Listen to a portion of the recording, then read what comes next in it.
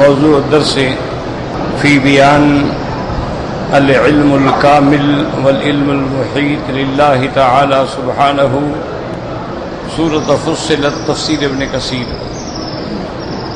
الحمد لله رب العالمين، والصلاة والسلام على أشرف الأنبياء وسيد المرسلين سيدنا محمد وعلى آله وأصحابه أجمعين. اللهم صل على سيدنا محمد وعلى آل سيدنا محمد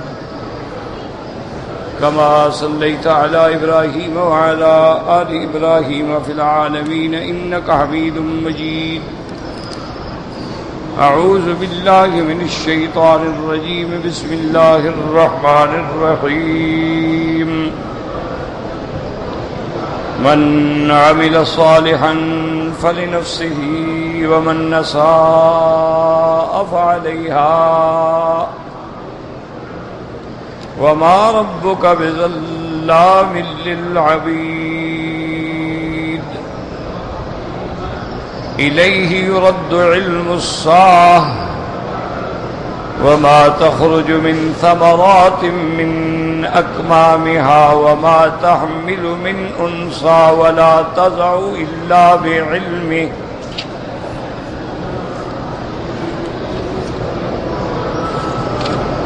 ويوم يناديهم أين شركائي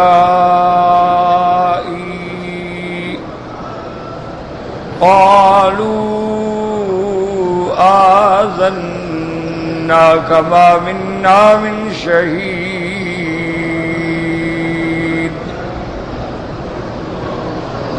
وضل عنهم ما كان يدعون من قبل وظنوا ما لهم من محيص. لا يسأم الإنسان من دعاء الخير وإن مسه الشر فيئوس قنوط. ولئن أذقناه رحمة منا من بعد ضراء مسته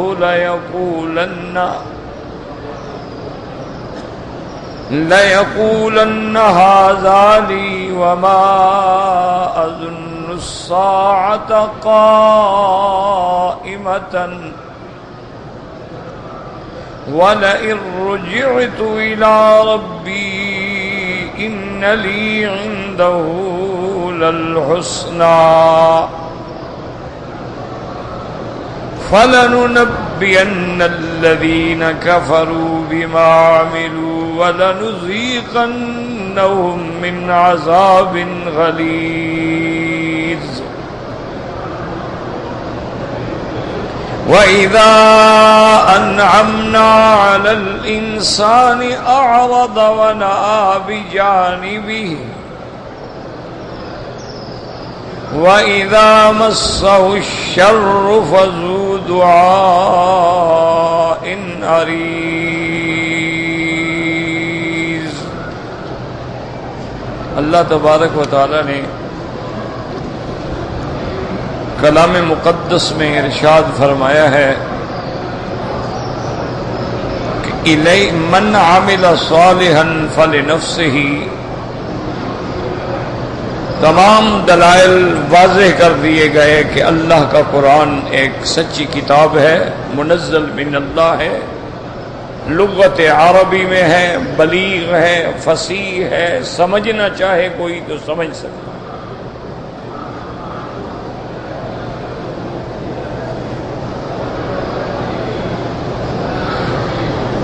لیکن جو لوگ مکذبین ہیں، منکرین ہیں، وہ قرآن پر بھی ایمان نہیں لے آئے اور اللہ کے پیغمبر کی رسالت میں اور قیامت میں بھی شک میں پڑے ہوئے. اب اس مختصر آیت میں اللہ نے ایک فیصلہ فرما دیا کہ میرے محبوب آپ بتا دیں کہ جو شخص اچھا عمل کرے گا اس کے لیے آپ اگر اچھے عمل کر رہے ہیں تو اس کا مطلب یہ تو نہیں کہ مجھے مل جائیں گے. اس کا معنی یہ ہوتا ہے کہ کوئی اگر ایمان لائے گا تو ایمان کا فائدہ اسی کو ہوگا.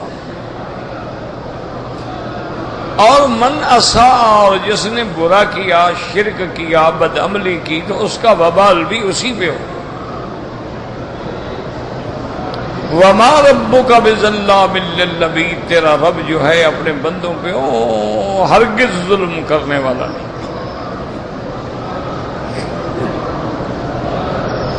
تو مطلب یہ تھا کہ اگر کوئی ایمان لائے جیسے حضرت اکرمہ ایمان لائے ہیں تو اس کا فائدہ ابو جہل کو نہیں ہوگا، اور ابو جہل کا کفر جو ہے اس کا نقصان حضرت اکرمہ کو نہیں ہوگا.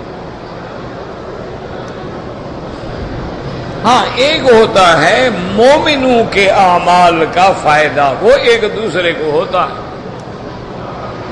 بات سمجھیں؟ یعنی یہ مسئلہ ہے مومن اور کافر کے درمیان، کہ مومن کے عمل کا فائدہ کافر کو ہو یہ نہیں ہوگا، کافر کے کفر کا نقصان مومن کو ہو یہ نہیں ہوگا. البتہ مومن جو ہے وہ جو کام کرتے ہیں، اعمال صالحہ کرتے ہیں، حج بدل کرتے ہیں، کسی کے لیے عمرہ کرتے ہیں، کسی کے لیے دعائیں کرتے ہیں، کسی کے لیے قرآن پڑھتے ہیں، ان کو ثواب ہوتا.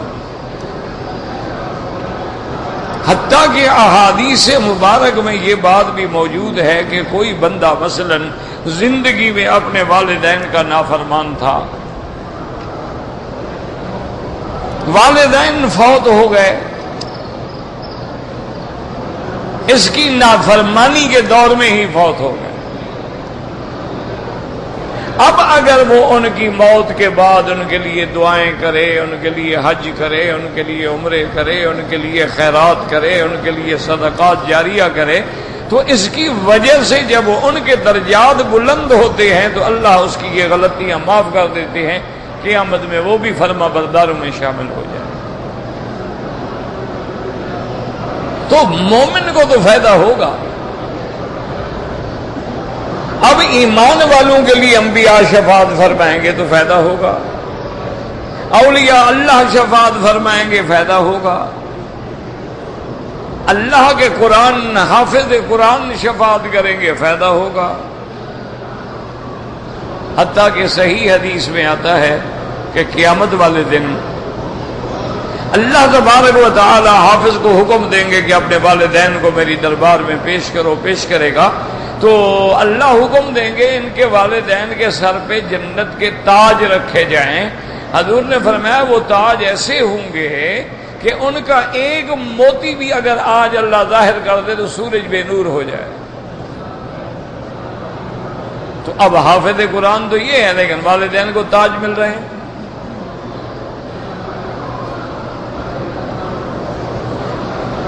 وہ بڑا مشہور تاریخی واقعہ ہے نا کہ جب عالمگیر نے بادشاہ بننے کے بعد اپنے باپ کو قید کر دیا، کیونکہ باپ جو تھا نا وہ کچھ دین سے بھی ہٹ گیا تھا اور دین اکبری بنا بیٹھا تھا،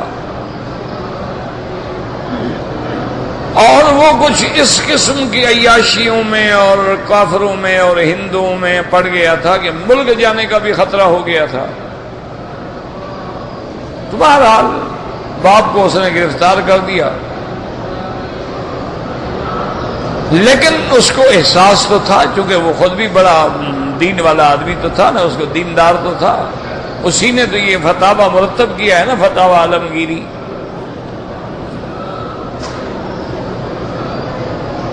تو اس نے کہا بھی کوئی حل کیا جائے کہ کسی طرح میری عزت بھی رہ جائے، بھرم بھی رہ جائے اور باپ بھی راضی ہو جائے. اس نے علماء سے، اس کا تعلق ہوتا تھا علماء کے ساتھ، رات دن دینی کتابیں لکھی جاتی تھی.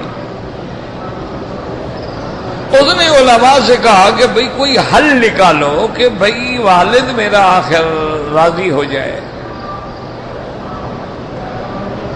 انہوں نے سوچ کے غور کر کے کہا کہ ہاں ایک راستہ ہے کہ تمہارا بیٹا قرآن پڑھ رہا ہے اور ابھی اس کا قرآن شریف 10-20 دنوں میں ختم ہونے والا ہے. تو بیٹے کے قرآن کی ختم کی جو تقریب ہے نا، اس میں ابے کو دعوت دے دو کہ جی آپ کے پوتے نے قرآن ختم کیا ہے، آپ مہربانی کریں تشریف لائیں۔ تو ایک دفعہ جب وہ آ گئے تو بس آ گئے، پھر باپ بیٹا مل لیں گے، جھگڑے ختم۔ بات تو اتنا ہے نا کہ کسی طرح ملاقات ہو جائے۔ تو عالمگیر نے کہا یہ بڑی اچھی بات ہے۔ تو انہوں نے دعوت نامہ لکھا اور بڑا معقول آدمی کو تیار کیا کہ تم جا کے طریقے سے ابے کو دعوت دو، چونکہ وہ قید میں چلا گیا تھا لیکن بادشاہ تو تھا نا، مزاج تو وہی تھا۔ تو اس آدمی نے جا کے دعوت نامہ پیش کیا، اس نے پڑھا اور مسکرایا اور اس کو کہا کہ عالمگیر سے جاؤ اور اس کو کہہ دو کہ میں نہیں آؤں گا دعوت میں، اب دھوکہ دینا چاہتا ہے مجھے، نہ آئے۔ عالمگیر پھر پریشان ہوا، اس نے کہا کہ والد کا مسئلہ تو حل نہ ہوا نا، اگر موت سے پہلے وہ ناراض مر گئے مسئلہ ہے۔ اس نے پھر مولویوں کو بلایا، جب مشکل ہو نا مولوی پھر ضرور یاد آتے ہیں، جب مشکل نہ ہو تو کہتے ہیں یار چھوڑو یار، ہمارے ٹکڑوں پہ پڑھتے رہے ہیں، ہمارے مسجدوں میں پڑھتے رہے ہیں، ہماری خیراتیں کھاتے رہے ہیں، اب یہ ہمیں بھی آنکھیں دکھاتے ہیں، ہمیں بھی مسئلے سناتے ہیں، لیکن جب مصیبت آ جائے پھر مولوی کو بلاؤ، طلاق دے بیٹھے اب مولوی کو بلاؤ، نکاح کرنا ہے اب مولوی کو بلاؤ، جنازہ پڑھنا ہے مولوی کو بلاؤ، عیدین پڑھانی ہے مولوی کو بلاؤ، کوئی حلال حرام کا مسئلہ پوچھے پھر تو مجبوری ہے، حل کوئی نہیں۔ تو انہوں نے کہا بھائی خدا کے بندے کوئی اور حل سوچو۔ ایک بزرگ نے کہا، اس نے کہا دیکھو عالمگیر ایک حل ہے، تم بھی تو قرآن یاد کر رہے ہو نا، تمہارا قرآن کب ختم ہوگا؟ اس نے کہا 1 مہینے میں انشاءاللہ ختم ہو گا، تم اپنے ختم پہ دعوت دو۔ اب بابا عالمگیر نے پھر دعوت نامہ بھیجا کہ جی فلاں تاریخ کو تقریب ہے ختم قرآن کی، آپ اس میں تشریف لائیں۔ وہ بندہ دعوت نامہ لے گیا، اس نے کہا ہاں ٹھیک ہے اس تقریب میں آؤں گا۔ تو جب وہ دعوت نامے والا چلا گیا تو جو اس کے خاص لوگ تھے انہوں نے کہا بادشاہ آپ عجیب آدمی ہیں، پوتے نے قرآن ختم کیا تو آپ نہیں گئے، اب عالمگیر نے ختم کیا۔ انہوں نے کہا شریف آدمی، پوتے نے جب قرآن ختم کیا اس نے دنیا میں بھی میرا تاج چھین لیا، اور پوتے کا تاج تو عالمگیر کو قیامت میں رکھا جائے گا نا، وہ بھی تو اسی کو ملے گا، تو قیامت میں بھی میرا تاج چھین لیا، میں کیوں دعوت میں جاتا؟ اس کے بیٹے کا جو تاج ہے وہ تو باپ کے سر پہ آئے گا نا۔ آج عالمگیر نے قرآن ختم کیا، اس کا تاج مجھے پہنایا جائے گا، چلو دنیا میں بادشاہ نہ بنا آخرت میں تو بن جاؤں گا نا۔ تو اس لیے میں اس کی دعوت میں تو شریک ہوتا ہوں۔ آ گیا، پھر بات ختم ہو گئی، باپ بیٹا تھے مل گئے، بس مل گیا تو غلطیاں ختم ہو گئی۔ تو اب دیکھیں کہ بیٹے نے قرآن ختم کیا تو والدین کو فائدہ پہنچ گیا۔ اسی طرح قرآن پاک کی تفسیر میں احادیث بھی ہے کہ قیامت والے دن جنت والے جب جنت میں ہوں گے تو جنت کے تو درجات ہیں نا، کوئی A کلاس، کوئی B کلاس، کوئی C کلاس، کوئی جناب اس سے بھی اعلیٰ کلاسوں میں ہوں گے۔ تو جو مومن جب جنت کے اعلیٰ درجے میں ہوں گے وہ کہیں گے اللہ ہم تو جنت میں آ گئے لیکن ہمارے بیٹے اولاد پوتے پوتیاں بچے وہ تو نہیں نظر آ رہے۔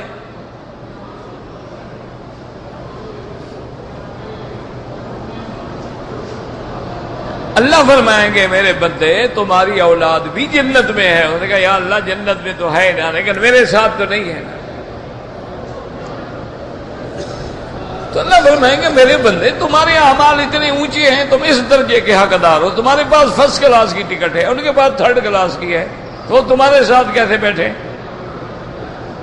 انہوں نے کہا اللہ میاں میں جو دنیا میں عمل کرتا تھا اولاد کے لیے بھی تو کرتا تھا، جب بھی نماز پڑھتا، طواف کرتا، حج کرتا، اولاد کے لیے بھی تو روتا تھا۔ تو اللہ نے قرآن میں فرمایا کہ الحقنا بہم ذریاتہم، ہم حکم دیں گے کہ ان کی اولادوں کو بھی والدین کے مقام پہ پہنچا دو. وما علتناہم من عملہم من شیء، یہ نہیں کریں گے کہ والدین کا درجہ گھٹا دیں. فرمایا نہ ان کا درجہ اونچا کر دیں گے کہ بھئی چلو والدین کی. تو اب والدین کی وجہ سے ان کو فائدہ ہو گیا. اسی طرح حضرت خضر نے جس بچے کو مارا تھا تو حضرت موسیٰ علیہ السلام ناراض ہو گئے. تو انہوں نے کہا حضرت ناراض نہ ہوں، یہ اللہ کا حکم تھا. یہ لڑکا جو ہے اس کے والدین جو ہیں وہ پکے ایمان والے ہیں، اس کی وجہ سے خطرہ تھا کہ وہ کفر میں نہ پڑ جائیں. تو اب والدین جو کہ ایمان والے تھے ان کے ایمان کو بچایا گیا. اس لیے یاد رکھیں مومن کا فائدہ تو ہوگا. ایمان والوں کی دوستی تو قیامت میں بھی چلے گی. اولیاء اللہ کی دوستیاں ہیں، صحابہ کی دوستیاں ہیں، ایمان والوں کی محبتیں وہ تو قیامت میں بھی ہوں گی. یہ جو آتا ہے نا جی کہ اس کا بوجھ وہ نہیں اٹھائے گا، اس کا بوجھ وہ نہیں اٹھائے گا، لا تزر وازرۃ وزر اخری، تو معنی یہ ہوتا ہے کہ کسی کافر کے کفر کا نقصان مسلمان کو ہو، یہ نہیں ہوگا. اور اگر بیٹا مسلمان ہے فائدہ کافر باپ کو ہو، یہ نہیں ہوگا. حضرت ابراہیم نبی ہے، خلیل ہے، ابو الانبیاء ہے، لیکن باپ آدر جو ہے وہ کافر ہے، اس کو کوئی فائدہ نہیں.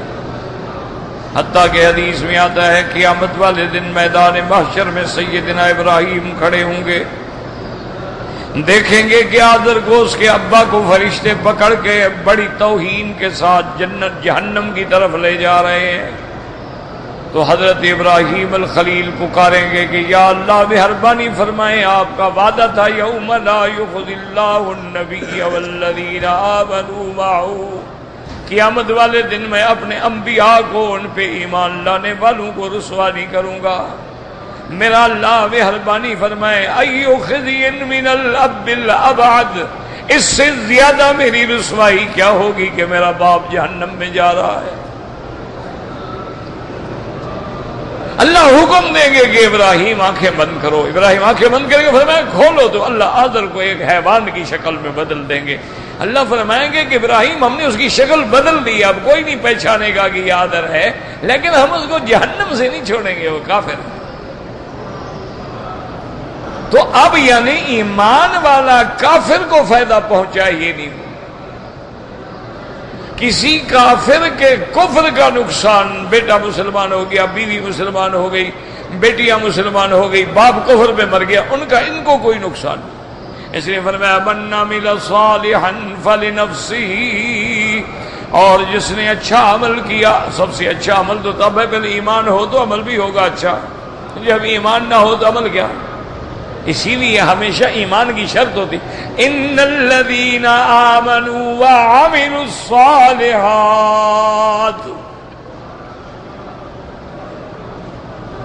فرمایا کہ اس کا فائدہ فلنفسہ، اس کی ذات کے لیے ہوگا. ومن اساء، جس نے برا کیا اس کا عذاب بھی اسی پہ ہوگا. وما ربک بالظلام للعبید، یاد رکھیں ظلام جو ہے یہ مبالغے کا صیغہ ہے. بظاہر مانے کہ اللہ بہت بڑا ظلم نہیں کرتے، مانے یہ مانا نہیں اللہ تو ذرے کے برابر بھی ظلم نہیں کرتے. کیوں؟ فرمایا انی حرمت الظلم علی نفسی، اللہ فرماتے ہیں میں نے ظلم کو اپنے نفس پہ حرام کر دیا ہے. اسی طرح فرماتے ہیں ان اللہ لا یظلم مثقال ذرۃ، اللہ کسی بندے پہ ذرے کے برابر بھی ظلم نہیں کرتے ہیں. اس لیے جب جہنمیوں کو جہنم میں بھیجیں گے اللہ فرمائیں گے وما ظلمناہم، ہم نے ان پہ ظلم نہیں کیا، ولکن کانوا انفسہم یظلمون، انہوں نے اپنے اوپر خود ظلم کیا. اللہ تو ظلم سے پاک ہے. تو یہاں مبالغے کا صیغہ ہوتا ہے، معنی یہ ہوتا ہے کہ ذرے کے برابر، جیسے مبالغہ بڑائی میں ہے اسی طرح نقصان میں بھی ہوتا ہے. یعنی جیسے آپ کہتے ہیں نا جی انتہائی بڑا، انتہائی کم، اس لیے آتا ہے مبالغہ، وما ربک بظلام للعبید۔ آگے اللہ فرماتے ہیں کہ میرا مدنی ان کو تو قیامت میں بھی شک ہے، نبوت میں بھی شک، رسالت میں بھی شک، توحید میں بھی شک، لیکن یاد رکھو الیہ یرد علم الساعہ، قیامت کا علم اسی کی طرف ہے۔ کیا مانا؟ کوئی نہیں جانتا قیامت کب ہوگی۔ یسألونک عن الساعہ، میرا مدنی آپ سے پوچھتے ہیں قیامت کب ہوگی؟ قل انما علمها عند اللہ، کہہ دو اللہ کو پتا۔ یسألونک عن الساعۃ ایان مرساها فیما انت من ذکراها الی ربک منتہاها، جیسے قرآن سورۃ ذاریات میں آتا ہے یسألون ایان یوم الدین، کافر سوال کرتے ہیں وہ قیامت کا دن کب ہوگا، وہ جزا کا دن کب ہوگا۔ اللہ نے فرمایا میرا مدنی ان کو بتلا دو، یوم ہم علی النار یفتنون، وہ دن اس دن ہوگا جب یہ آگ کے اوپر عذاب دیے جائیں گے۔ اس لیے یاد رکھیں قیامت کا علم کسی کو نہیں ہے اللہ کے سوا، قیامت برحق ہے، قیامت آئے گی لیکن کب یہ کوئی نہیں جانتا۔ اس لیے میرے مدنی رحمت دو عالم، سرکار دو عالم، محبوب دو عالم صلی اللہ علیہ وسلم نے فرمایا خمس لا یعلمہن، 5 چیزیں ہیں جن کا علم کسی کو نہیں، لا یعلمہن الا اللہ۔ اس کے بعد آپ نے یہ قرآن کی آیت پڑھی ان اللہ عنده علم الساعۃ وینزل الغیث ویعلم ما فی الارحام وما تدری نفس ماذا تکسب غدا وما تدری نفس بأی ارض تموت۔ اللہ فرماتی ہیں یہ 5 چیزیں، قیامت کا علم اسی کو ہے، اور بارش کا علم اسی کو ہے، اور ارحام امہات میں جو کچھ ہے اس کا علم اسی کو ہے، اور کوئی بندہ نہیں جانتا کل کیا ہوگا، کوئی نہیں جانتا کہ میری موت کہاں ہوگی، یہ کسی کو بھی علم، نہ کسی فرشتے کو نہ نبی کو اللہ نے کسی کو علم دیا ہی نہیں۔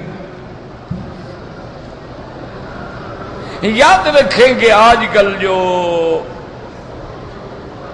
معاندین ہیں اور اعدائے دین ہیں اور اعدائے اسلام ہیں وہ بہانے بناتے ہیں۔ دیکھو جی قرآن کہتا ہے کسی کو علم نہیں ہوتا بارش کا، ہم بتا دیتے ہیں کہ 2 دن کے بعد بارش ہوگی،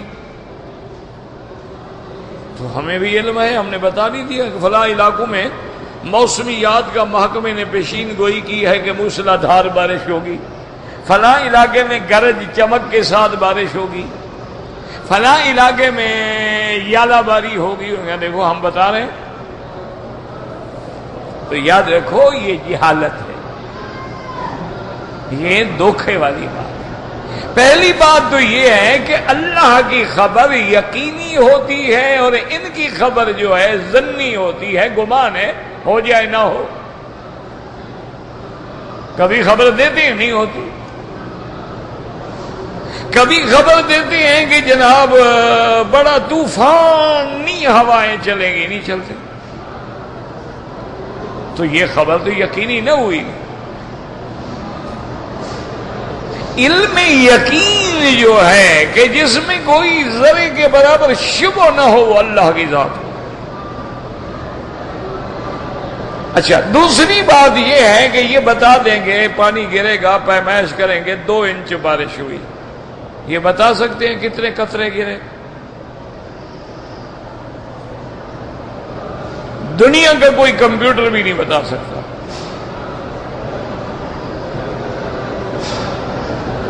اچھا بارش ہوئی، بادل کتنے بنے، ان بادلوں میں کتنا ٹن پانی تھا، کوئی نہیں بتا سکتا۔ اچھا بارش اترنے کے بعد فائدہ ہوگا یا نقصان ہوگا یہ بھی کوئی نہیں بتا سکتا. اسی لیے حدیث میں آتا ہے بی بی عائشہ فرماتی ہے کہ جب بادل آتے تھے حضور گھبرا جاتے، ادبلا اقبلا و ادبرا اقبلا و ادبرا، گھر جاتے باہر آتے، گھر جاتے باہر آتے. جب بارش برس جاتی تو پھر حضور خوش ہو جاتے. میں نے کہا حضور آپ گھبراتے ہیں؟ آپ نے فرمایا پہلی امتوں میں بھی عذاب آئے، انہوں نے بھی بادل دیکھے تھے تو کہا تھا کہ ہاں یہ بڑا بہترین بادل آ رہا ہے، مدتوں سے بارش ہی نہیں ہوئی، اب بارش آئے گی، اس میں عذاب تھا.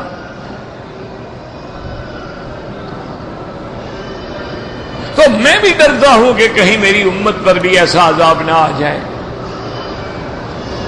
تو اس لیے اچھا کہتے ہیں کہ جی جناب قرآن کہتا ہے کہ رحم میں کیا ہے یہ کسی کو پتہ نہیں. ہم الٹرا ساؤنڈ کر کے بتا دیتے ہیں لڑکا ہے کہ لڑکی ہے، کیسے پتہ نہیں؟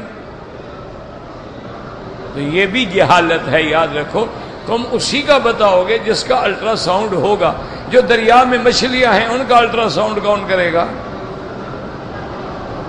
جو جنگل میں بھیڑیے ہیں، شیر ہیں، چیتے ہیں، ان کی اولاد کتنی ہوگی ان کا کون کرے گا؟ اچھا الٹرا ساؤنڈ جب کریں گے وہ تو تحت الاسباب ہے. جیسے گھڑی دے کے میں بھی بتا دوں جی کہ 7:30 ہو گئے ہیں، تو یہ کون سا علم ہے؟ اچھا پھر یہ علم بھی کبھی 100% صحیح نہیں ہوتا. کبھی بتاتے ہیں کہ جی آپ کی ولادت کو ابھی 15 دن باقی ہے، عورت بیچاری ہسپتال سے نہیں نکلتی، بچہ پیدا ہو جاتا ہے. کبھی کہتے ہیں کہ جی ولادت جو ہے نا یہ قدرتی نہیں ہوگی، آپ کو سیزیرین، آپ کو آپریشن کرانا پڑے گا، بالکل طبی ولادت ہو جاتی. اور یہ تو جو جہاز کے نیچے آئے گا نا اس کو دیکھ کے آپ بتائیں گے نا، جو نہیں ہے تو اللہ تو ساری مخلوق کے ارحام میں جو کچھ ہے وہ جانتے ہیں. اس لیے اس باتوں کو دھوکہ نہ کھایا کریں. ہو جی وہ تو بتا دیتے ہیں، جی الٹرا ساؤنڈ سے بتا دیتے ہیں، جی فلاں. اچھا الٹرا ساؤنڈ یہ بھی بتا دیتا ہے کہ یہ لڑکا جو ہے بڑے ہونے کے بعد صالح ہوگا، اچھا ہوگا یا برا ہوگا؟ یہ بھی کوئی الٹرا ساؤنڈ بنا ہے دنیا میں ابھی تک؟ یہ تو اللہ لکھ دیتے ہیں کہ شقی ہے یا سعید ہے، وہ تو ابھی ماں کے پیٹ میں ہوتا ہے. ماں کو بھی پتہ نہیں، باپ کو بھی پتہ نہیں، کہ اللہ کو پتہ ہے. اچھا اللہ یہ بھی لکھ دیتے ہیں اس کو کتنا رزق ہے، یہ امیر ہوگا یا غریب ہوگا، مرے گا کب، موت کب ہوگی، عمر کیا ہوگی، وہ تو ابھی ماں کے پیٹ میں سب لکھا گیا ہے. یہ کون سا الٹرا ساؤنڈ بتائے گا؟ اسی لیے ہمیشہ یاد رکھیں کہ فرق باطلہ اور کافر جو ہیں وہ مسلمانوں کو بلا وجہ دھوکہ دیتے ہیں. اور آگے بندے کو علم نہیں ہوتا، وہ گھبرا جاتا ہے کہ ہاں دیکھو جی وہ بارش کا بتلا دیا، وہ جناب الٹرا ساؤنڈ کر کے بچے کا بتلا دیا. یہ تو مفرد چیزیں ہیں، انفرادی چیزیں ہیں. اس لیے یاد رکھیں کہ قیامت حق ہے لیکن کب ہوگی کوئی نہیں جانتا. اسی لیے قرآن کہتا ہے الیہ یرد علم الساعہ، اسی کی طرف ہے علم قیامت. اور فرمایا صرف قیامت کا علم نہیں بلکہ اس کا علم جو ہے وہ اتنا بڑا ہے. وما تخرج من ثمرات من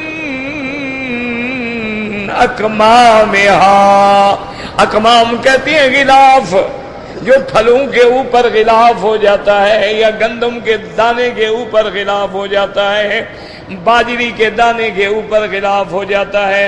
اللہ کا نظام دیکھیں، بعض دانے چھپے ہوئے ہیں، بعض پھل چھپے ہوئے ہیں، اور بعض پھل جو ہیں وہ ظاہر ہوتے ہیں. اسی لیے اللہ کا نظام. اب دیکھیں انار ہے، اس کے دانے اندر چھپے ہوئے ہیں، کھجور جو ہے وہ باہر لگے ہوئے ہیں. اور بعض پھل اللہ نے ایسے بنائے ہیں کہ اوپر کا حصہ کھایا جاتا ہے، گٹھلی پھینکی جاتی ہے. اور بعض پھل ایسے ہیں کہ اوپر کا چھلکا کاٹا جاتا ہے اور اندر کا گودا کھایا جاتا ہے. اللہ نے فرمایا جو پھل اپنے غلاف میں ان کو بھی ہم جانتے ہیں. وما يخرج من ثمرات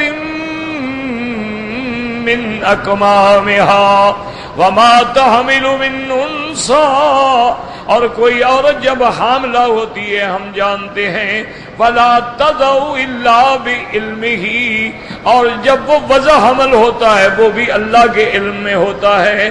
اب دیکھیں دنیا میں کروڑوں عورتیں ہیں، لاکھوں حاملہ ہوتی ہیں، تم تو ڈاکٹر کے پاس جاؤ گے، وہ ٹیسٹ کریں گے، تحلیل کریں گے، بتائیں گے حمل ہے، لیکن اللہ تعالیٰ تو سب جانتے ہیں، کسی تحلیل کی بھی ضرورت نہیں۔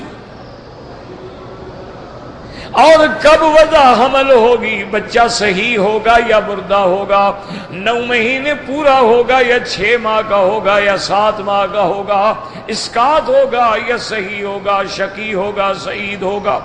اس لیے فرمائے سب علم اللہ کو ہے۔ وَيَوْمَ يُنَادِيهِمْ أَيْنَ شُرَكَائِي،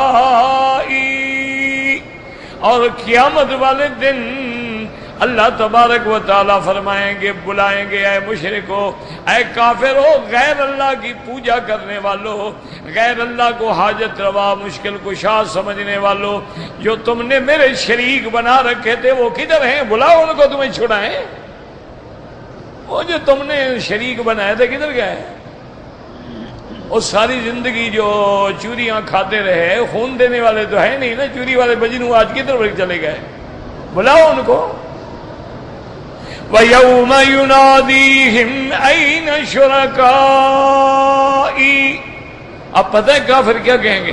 قَالُوا آذَنَّاكَ مَا مِنَّا مِن شَهِيدٍ، وہ کہیں گے مولا ہم نے تو آپ کو بتلا دیا ہے کہ ہم نے ان کی عبادت نہیں کی، ان کو کبھی تیرا شریک نہیں سمجھا ہے۔ پھر جائیں گے نا قیامت میں، یا اللہ ہم نے تو شرک کیا ہی نہیں، ہم تو بڑے موحد تھے پکے۔ اچھا بعض علماء نے اس کا دوسرا ترجمہ ہے، قالوا آذناک ما منا من شہید، وہ کہیں گے ہمارا مولا ہم نے تو عرض کر دیا ہے، ہمیں تو نظر ہی نہیں آتے وہ کدھر ہیں آج، ہمیں تو کہیں نظر نہیں آتے، وہ کہاں بھاگ گئے ہیں، کہاں ہیں، تو اب کہاں سے لے آئے ہمیں پتہ ہی نہیں۔ اللہ تبارک و تعالیٰ فرماتے ہیں وَزَلَّ عَنْهُمْ مَا كَانَ يَدُونَ مِن قَبْلِ، اللہ فرماتے ہیں وہ سب بھاگ جائیں گے، چلے گئے، کوئی نفع نہ پہنچا سکا ان کو، کوئی سفارش نہ کر سکا، کوئی چھڑا نہ سکا، جن کو وہ دنیا میں بلاتے تھے، پکارتے تھے۔ وَظَنُّوا مَا لَهُم مِّن مَّحِيصٍ، یاد رکھیں یہاں زن کے معنی میں نہیں ہے، ایک بات ہمیشہ یاد رکھو، کبھی زن ہوتا ہے گمان، اچھا کبھی گمان اچھا بھی ہوتا ہے، کبھی گمان برا بھی ہوتا ہے، جیسے حدیث میں آتا ہے انا عند ظن عبدی بی، اللہ فرماتے ہیں میں اپنے بندے کے گمان کے ساتھ ہوں۔ کیا مانا؟ جو میرے ساتھ اچھا گمان رکھتا ہے میں بھی اچھا معاملہ کرتا ہوں، اور جو میرے ساتھ غلط گمان رکھتا ہے میں بھی سزا دیتا ہوں، وہاں بھی ظن ہے۔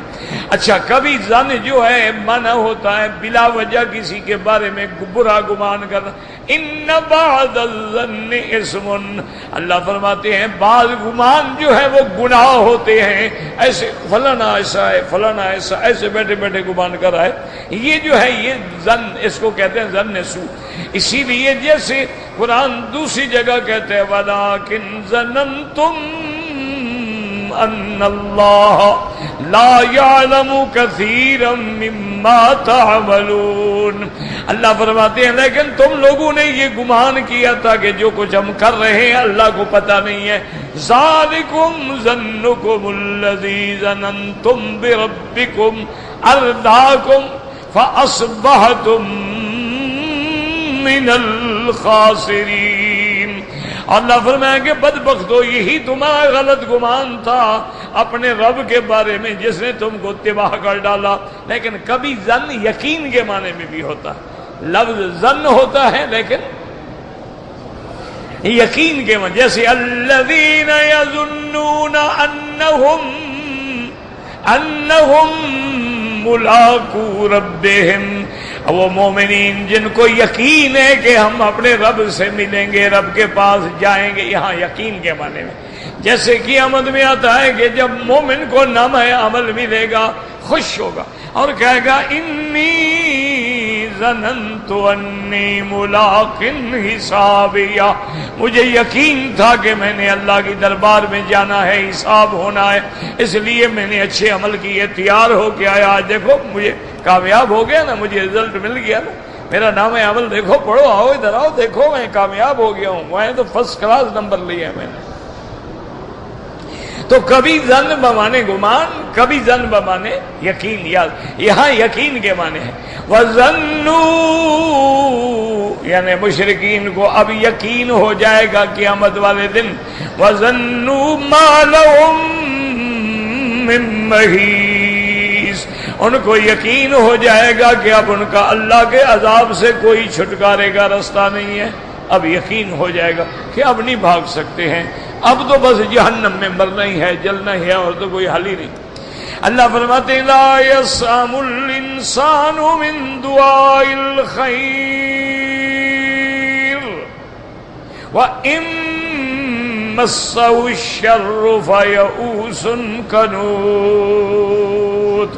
لا يسأم کیا معنی؟ لا يمل، انسان ہرگز نہیں تھکتا، انسان ہرگز نہیں تھکتا اللہ سے خیر مانگنے میں، اللہ سے بھلائی مانگنے میں، مال مانگنے میں، صحت مانگنے میں، ہر وقت مانگتا رہتا ہے اللہ مال عطا فرما، اولاد عطا فرما، صحت عطا فرما، نعمتیں عطا فرما، گھر عطا فرما، یہ عطا فرما، وہ عطا فرما، کبھی بھی پیٹ نہیں بھرتا، مانگتا رہتا ہے۔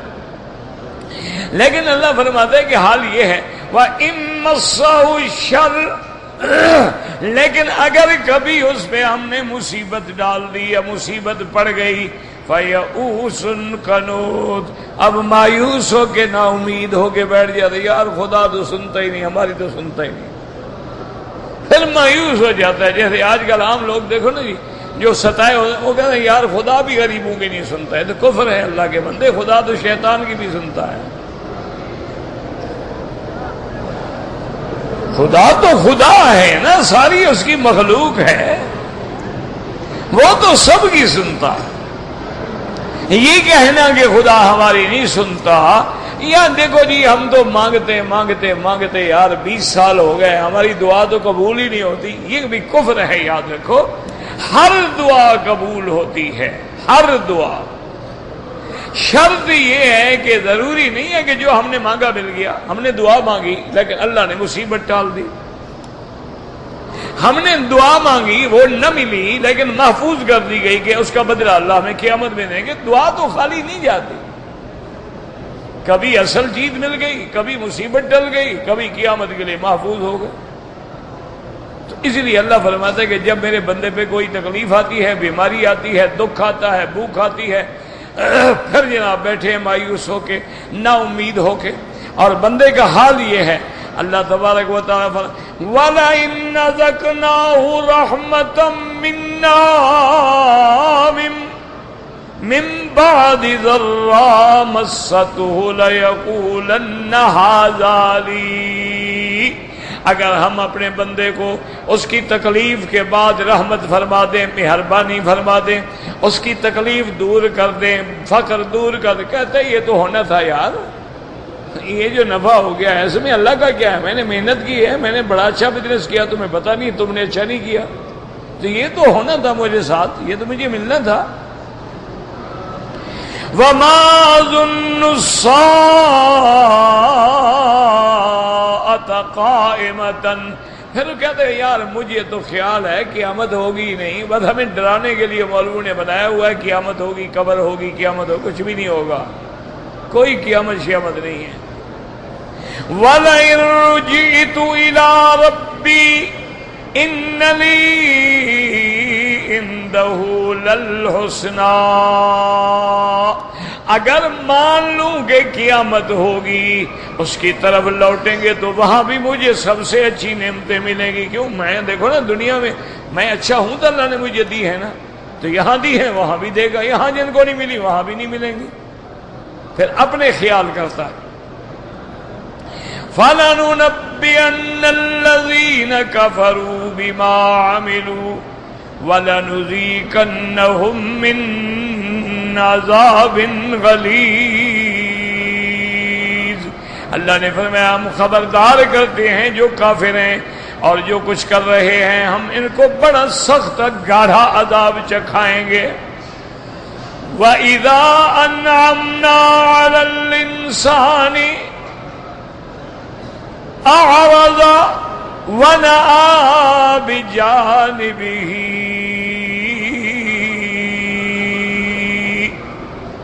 اللہ فرماتے ہیں جب ہم اپنے بندے پہ انعام کرتے ہیں، دولت دی، پیسہ دیا، اولاد دیا، سب کچھ دیا، اقتدار دیا، اب جناب وہ اکڑ جاتا ہے، ہمیں بھی بھول جاتا ہے، اللہ کو بھی بھول جاتا ہے، ہر چیز بھول جاتا ہے کہ اتنی دولت ہے، اقتدار ہے، کرسیاں ہیں، کاریں ہیں، جھنڈے ہیں، آگے پیچھے پہرے ہیں، پھر نہ خدا یاد ہے، نہ رسول یاد ہے، نہ نماز ہے، نہ روزہ ہے، نہ حج ہے، نہ زکوٰۃ ہے، نہ خدا کا کلمہ پڑھتا ہے، نہ خدا کو مانتا ہے، نہ قیامت کو مانتا ہے، اعراض اعراض کرتا ہے، وَنَأَىٰ بِجَانِبِهِ یعنی ایسے پھیر لیتا ہے، وَإِذَا مَسَّهُ الشَّرُّ اور جب ہم اس کو پکڑ لیتے ہیں نا پھر کسی عذاب میں، بیماری میں، تکلیف میں، فَذُو دُعَاءٍ عَرِيضٍ پھر بڑی چوڑی چوڑی دعائیں کرتا ہے۔ یاد رکھو عریض مانا چوڑا، عرض مانا یہ جب چیز کوئی اتنی بڑی چوڑی ہوگی تو لمبی کتنی ہوگی، تو مانا یہ ہے کہ پھر بڑی چوڑی چوڑی یعنی بڑی لمبی لمبی، پھر رات دن لگا اللہ رحم اللہ رحم اللہ رحم، جب انعام ملتا ہے بھول جاتا ہے، اور جب پکڑ لیتے ہیں پھر بڑی بڑی پکارتا ہے، پھر بڑی بڑی دعائیں کرتا ہے۔ حالانکہ بندے کا کام تو یہ تھا کہ جیسے دکھ میں پکارتا ہے، سکھ میں بھی اللہ کا شکر ادا کرے، ہر حال میں اللہ کی نعمتوں پہ راضی ہو، اللہ کے حقوق ادا کرے، بندوں کے حقوق ادا کرے، غریبوں کے حقوق ادا کرے، ہمسایوں کے حقوق ادا کرے، اور مظلومین جو لوگ ہیں ان کی حقوق ادا کرے۔ تو اللہ تبارک و تعالی نے ایک نقشہ کھینچا ہے۔ دعا کریں اللہم اجعلنا من الشاکرین، اللہم اجعلنا من المؤمنین، ولا تجعلنا من الغافلین المعرضین برحمتک یا ارحم الراحمین۔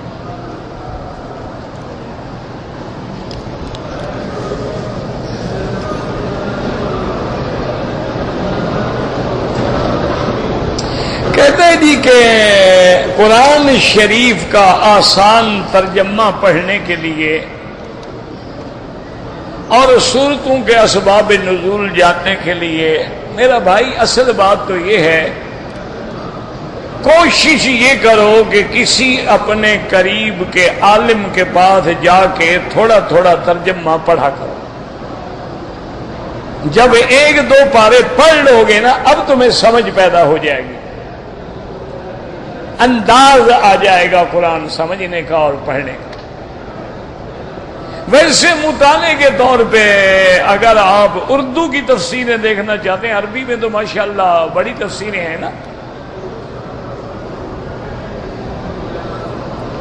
اردو کی تفسیروں میں جہاں تک میری نظر سے گزری ہے وہ معارف القرآن ہیں، دو ہیں معارف القرآن، ایک حضرت مفتی شفیع صاحب نے لکھی ہے رحمت اللہ علیہ نے، اور ایک حضرت ادریس خان دہلوی رحمت اللہ علیہ نے لکھی ہے۔ دونوں تفسیریں بڑی اعلیٰ ہیں۔ حضرت کاہم دہلوی کی تفسیر جو ہے وہ ذرا علمی ہے، مشکل ہے، عالم سمجھتا ہے۔ مفتی شفیع صاحب نے جو لکھی ہے وہ عامت الناس، عام لوگوں کے لیے ہے کہ عام پڑھا لکھا بندہ بھی سمجھ سکے، تو اس میں آپ کو لفظی ترجمہ بھی مل جائے گا، آگے تھوڑی تفسیر بھی مل جائے گی، تو انشاءاللہ اس سے بھی آسانی ہوگی۔ لیکن سب سے بہتر طریقہ یہ ہے کہ کسی استاذ کے پاس جا کے، کہ وہ ہمیشہ یاد رکھو، وہ بزرگ کہتے ہیں کہ مربع مربی کے بغیر نہیں بنتا۔ مربع بنانا ہو نا، مربی نہ ہو تو کیا پتا کس آنچ پہ ہم نے اتارنا ہے، کب اتارنا ہے، کب نہیں اتارنا ہے۔ تو یہ کام بھی اسی طرح علم بغیر استاد کے حاصل نہیں ہوتا۔ دیکھو نا جی، مثلاً آپ انگریزی پڑھے ہوئے ہیں، میڈیکل سٹور میں جا کے کھڑے ہو جائیں، ہر دوا پہ لکھا ہوا ہے کہ یہ پین کلر ہے اور یہ اینٹی بائیوٹک ہے اور اینٹی ایسڈ ہے اور یہ فلاں ہے، اور اسی کو پڑھ پڑھ کے دیتے رہیں تو انشاءاللہ روز ایک نیا قبرستان بنانا ہوگا۔ یہ تو پھر ڈاکٹر کا کام ہے نا کہ وہ فیصلہ کرے گا، جی مجھے سر میں درد ہے، وہ کہے گا یار کیوں درد ہے، بھی اس کا بلڈ پریشر چیک کرو، اس کا گلا چیک کرو، اس کے کان چیک کرو. اس کے بعد یہ ہے کہ سارے چیک اپ کے بعد وہ فیصلہ کرے گا کہ اس کو درد ہے کیوں، پھر وہ دوائی دے گا. اور میرے جیسا ہو کہے گا کھاؤ پھر پنا ڈال، بس کھاتے رہو انشاءاللہ جب بہت قریب آیا تو اس وقت بھی 2-4 گولیاں کھا لینا.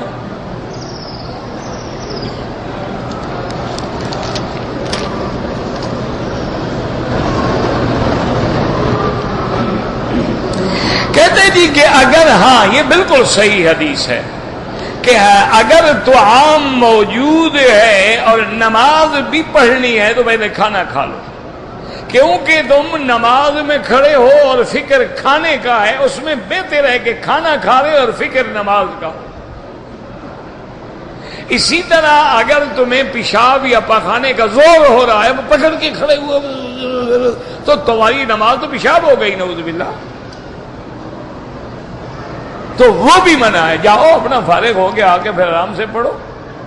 ہاتھ باندھے کھڑا ہے تو فکر تمہارا پیشاب میں ہے، نماز کیا پڑھ رہے ہو.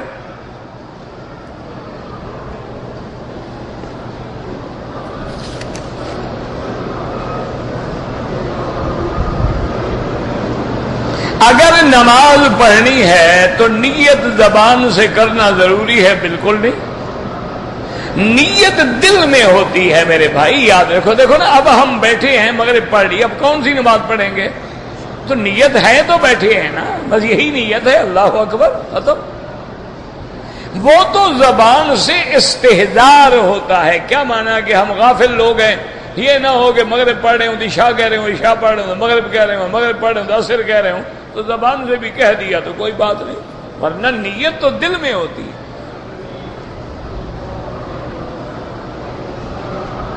امام کے پیچھے ہے یا اکیلا ہے، نیت ہمیشہ دل میں ہوتی ہے.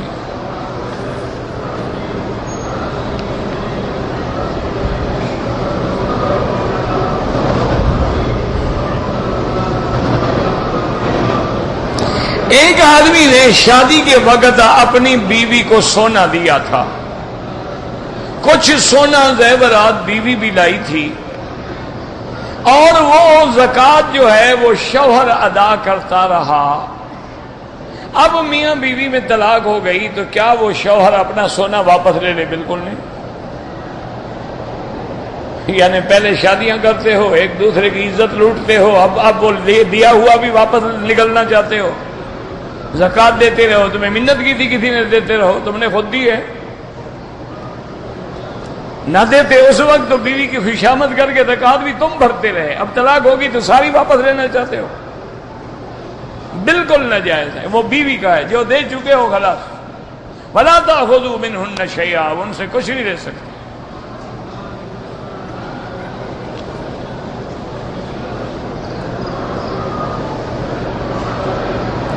کہتے جی کہ ایک تقریر میں ڈاکٹر صاحب نے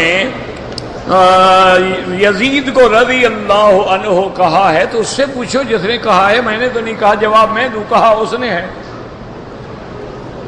نا. جو آدمی غلطی کرے یا کچھ کرے، میں ٹھیکیدار ہوں ان کا. وہ ڈاکٹر صاحب زندہ ہے، مر تو نہیں گیا، ٹیلی فون کر کے سوال پوچھو.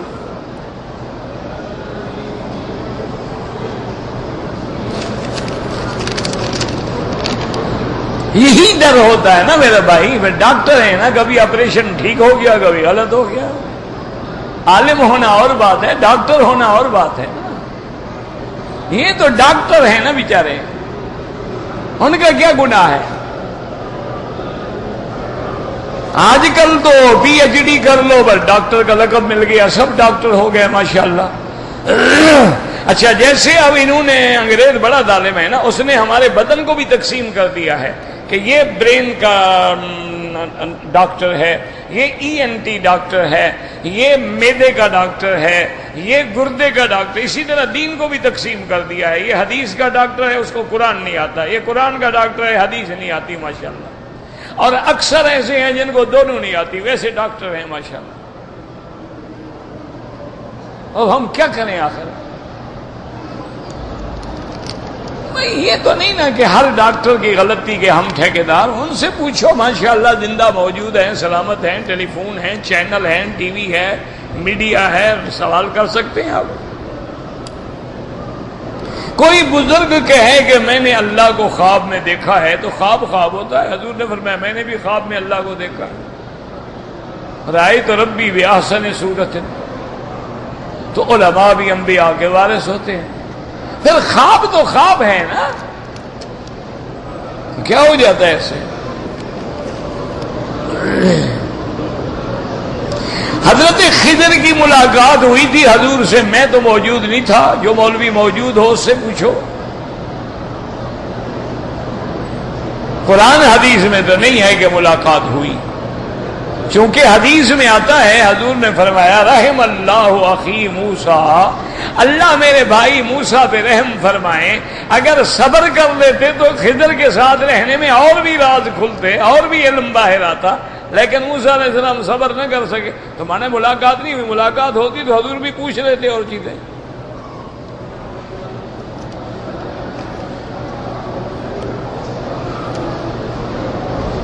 مردوں اور عورتوں کی نماز میں فرق ہے آپ کے نزدیک؟ پہلے مجھے یہ بتاؤ, مرد عورت میں فرق ہے؟ اگر آپ کے نزدیک مرد عورت میں کوئی فرق نہیں, 1 سال بیٹا مرد جنتا ہے, 1 سال عورت جنتی ہے, 1 مہینے میں حیض مرد کو آتا ہے, دوسرے مہینے میں عورت کو آتا ہے, پھر تو ٹھیک ہے, پھر نماز میں بھی کوئی فرق نہیں. اور اگر عورت اور مرد میں فرق ہے تو نماز میں ایک جگہ نہیں کروڑوں جگہ فرق ہے. مرد امام بنتا ہے, عورت امام نہیں بنتی. مرد مؤذن بنتا ہے, عورت مؤذن نہیں بنتی. مرد کے لیے اول صف افضل ہے, عورت کے لیے آخر صف افضل ہے. مرد کے لیے مسجد افضل ہے, عورت کے لیے گھر افضل ہے. تو ایک فرق ہے.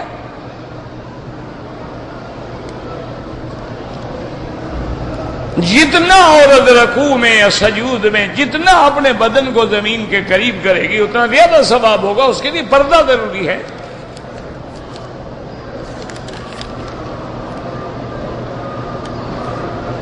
فرشتوں کو انسان دیکھ سکتے ہیں؟ نہیں دیکھ سکتے. صرف حضرت جبریل کو حضور پاک نے دیکھا اور کسی نبی نے بھی نہیں دیکھا. نہ تمہیں کیا چکر پڑ گیا فرشتے دیکھنے کا؟ ایک آدمی میرے پاس آیا, پرانی بات ہے, حج کے بعد تقریر کے بعد میں انسان ہے نا, تقریر کے بعد تھک جاتا ہے, ٹوٹ جاتا ہے, تو میں تھکا ہوا جا بیٹھا ہوا آ گیا, حضرت شیطان کی شکل کیا ہے؟ اچھا میں تھکا ہوں, میں نے کہا بھائی میں نے نہیں دیکھا. حضرت نہیں مہربانی کریں نا, شیطان کی کیا؟ میں نے کہا مجھے تو تمہاری شکل کا نظر آتا تھا. پھر یہ چھوٹی بھاگ گیا. میں نے کہا کوئی علاج ہے؟ میں نے شیطان دیکھا ہے تمہیں بتاؤں. یہ فرشتوں کو دیکھنے کے لیے چلا. حضور پاک بے ہوش ہو گئے, تم فرشتے کو دیکھو گے؟ جب جبریل اپنی اصلی صورت میں آئے, اغمی علی رسول اللہ, حضور بے ہوش ہو کے زمین پہ گر گئے. جبریل جلدی سے شکل بدلی اور نیچے آئے اور نے کہا انت رسول اللہ وانا جبرائیل یا رسول اللہ, آپ اللہ کے نبی ہیں, میں جبریل ہوں. آپ نے فرمایا جبریل کا صد الافق, یہ سارے تمہارے پر تھے؟ اس نے کہا حضور میرے تو 600 پر ہیں, اللہ کے فرشتے تو 5-5 ہزار پروں والے بھی ہیں. یہ فرشتے کو دیکھنے چلا ہوا ہے. ماشاءاللہ ہمیں آپ کافی ہیں حضرت, فرشتوں کی ضرورت نہیں ہے.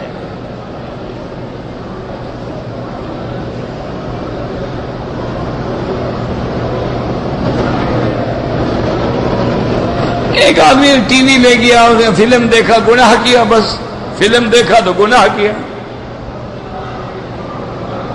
اگر ایک آدمی اپنی بیوی کے نامناسب رویے کے پیش نظر اس کو 3 طلاق دے دے, اس کے بعد آپس میں اتفاق و محبت سے رہنے کا عزم فرما لیں, تو پھر طلاق کیوں دی تھی؟ طلاق کیوں دی تھی آپ نے؟ اور جب بھی طلاق دے گا بیوی کے ناروا رویے پہ دے گا. بیوی سے خوش ہو کے بھی کوئی طلاق دیتا ہے کہ آج میں آپ سے بے انتہا خوش ہوں, آج میں آپ سے بالکل ٹوٹ کے پیار کرنا چاہتا ہوں, لہذا ہدیہ طلاق قبول فرماؤ اور دفع ہو جاؤ, یہ بھی ہوتا ہے. اور 3 طلاق تو ایسی بلا ہے کہ فلا تحل له من بعد حتى تنكح زوجا غيره, اب وہ اس کے لیے حلال ہی نہیں ہو سکتی جب تک اور شادی نہ کرے. اور شادی بھی کرائے والی نہ ہو، ایک رات والی، اور شادی کرے وہ بندہ اپنی مرضی سے چاہے تو طلاق دے۔ یہ جو کرائے پہ کرتے ہیں لعن اللہ المحلل والمحلل لہ، حلالہ کرنے والے پر بھی لعنت ہے، کرانے والے پر بھی لعنت ہے۔ پہلے طلاقیں دیتے ہو پھر مسئلے پوچھتے ہو۔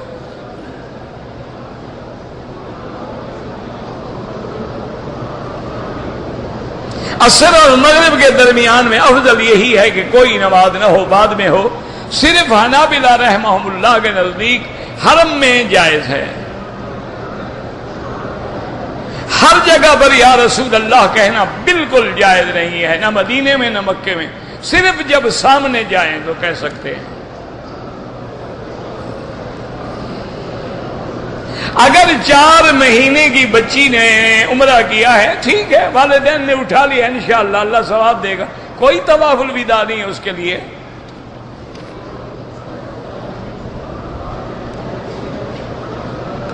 اگر تیسرے عمرے میں بال نہیں تھے، گردن کے پچھلے حصے میں اور دونوں کانوں کے بیچ میں اس طرح پھروایا ہے، بال ہوں یا نہ ہوں اس طرح پھروانا ضروری ہے۔ اگر اس طرح تم نے پھرایا ہے اور چوتھا حصہ تقریباً سر کا اس طرح پھر گیا ٹھیک ہے، نہیں تو دم ہے۔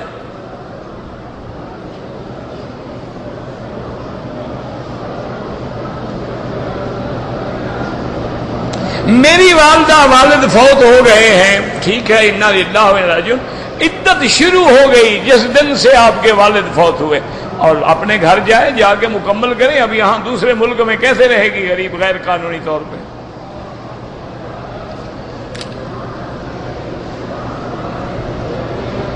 اگر ہم نے اپنا فلیٹ لیا ہے، کرائے پر دیا ہے، تو جو کرایہ آئے گا اس پہ زکوٰۃ ہے، فلیٹ کی قیمت پہ زکوٰۃ نہیں ہے۔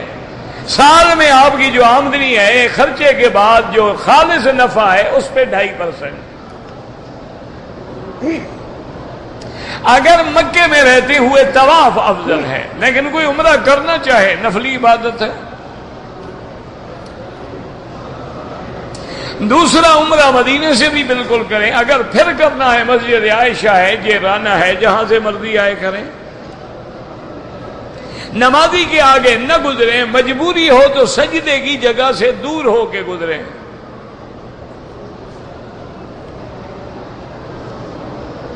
بہرحال عمرہ جب بھی کریں بال ہوں نہ ہوں اس طرح پھروائیں۔ اگر طواف 2 رکعت نماز کے بعد صفا کر لی، نماز مغرب کی وجہ سے حل نہ کیا، کوئی بات نہیں، بعد میں حل کر لیں، رات کو کر لیں، رات احرام میں رہیں کل کر لیں، تو کوئی مسئلہ نہیں۔ اولاد کے لیے وظیفہ جو ہے اللہ کا قرآن ہے، رب لا تذرنی فردا وانت خیر الوارثین، یہ پڑھ کے اللہ سے دعا مانگا کریں۔ ربنا تقبل منا انک انت السمیع العلیم وتب علینا انک انت التواب الرحیم، اللهم اجعل لنا وللمسلمین من كل هم فرجا ومن كل ضيق مخرجا ومن كل بلاء عافیہ، اللهم اشفنا واشف مرضانا وارحم موتانا واستجب دعاءنا ولا تخيب رجاءنا یا ارحم الراحمین۔